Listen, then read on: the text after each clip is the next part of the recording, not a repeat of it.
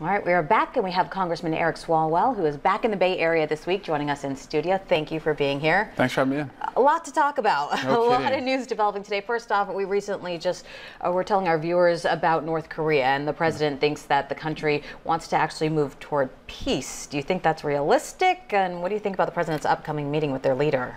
Well, I'm encouraged that the North Korean leader says that he is willing to denuclearize, and we should really press him on that. What I'm concerned about, though, is that we, on one hand, are seeking denuclearization with North Korea, and on the other hand, the president, I fear, in the next coming weeks, will be walking away from the Iran nuclear agreement, and also just nominated John Bolton to be his national security advisor. So if you walk away from that agreement, it's very hard for the North Koreans to believe that you could strike a nuclear deal and keep it. So I hope the president goes into this meeting with Kim Jong-un prepared and able to communicate clearly to him what our strategic objectives are, and also able to listen to the North Korean leader so we understand where they're coming from and how far they're willing to go.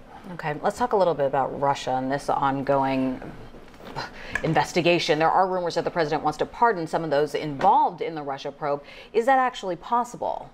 He could seek to do it. I would submit that his pardon authority is not absolute, and that would cross the line into obstruction of justice. If it is true that his lawyer, Mr. Dowd, was talking to Michael Flynn and Paul Manafort prior to those two being indicted and floating the idea of a pardon, to me that feels again like obstruction of justice, and that would fit the pattern that we've seen from this president, which every step along the way he has obstructed Bob Mueller's investigation. And so again, it's really in Congress we're not helpless. We can cement Bob Mueller's role. We can make sure that this president is held accountable, and most importantly to the voters, we can do all we can to make sure that this next election in November, the ballot boxes are protected. And as we said, a lot happening today. There are more shakeups at the White House. Today, the president announced a new Secretary of Veterans Affairs. What do you think about that? Well, you know, this Veterans Affairs issue concerns me because veterans deserve to have someone who knows them, is qualified, can speak to and act on the concerns they have about health care, mental health, addressing the challenges of finding a job in this new economy if they're younger veterans. And so we hope the president and the Senate confirms only somebody who is supremely qualified to do that. The last secretary, I mean, it looks like there were many abuses of the office and misuse of taxpayer funds. And this appointment should be one that is bipartisanly received, because this issue is too important. Yeah, it really is important. Let's go back a few days. Stormy Daniels, okay? Let's talk about that. So what are the implications with the president facing a lawsuit and the concerns over campaign donations? You know, the concern to me is the length that the president's team is willing to go to protect him. And so as someone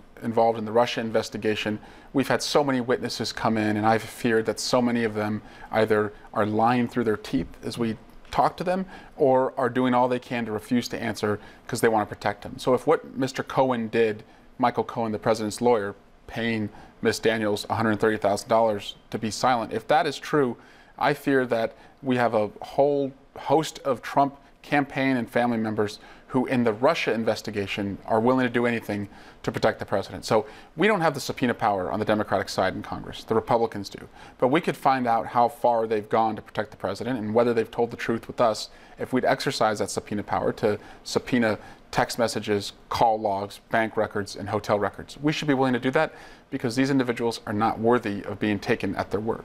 All right, you're on recess right now. Tell us a little bit about what you're doing here in the Bay Area. I wish it was recess. A recess is like out of the jungle gym with your family. That's true. I've been holding town halls at different employers in my district. I was at a biotech company this morning holding a town hall there and just trying to get a sense of what matters to my constituents. And it's this.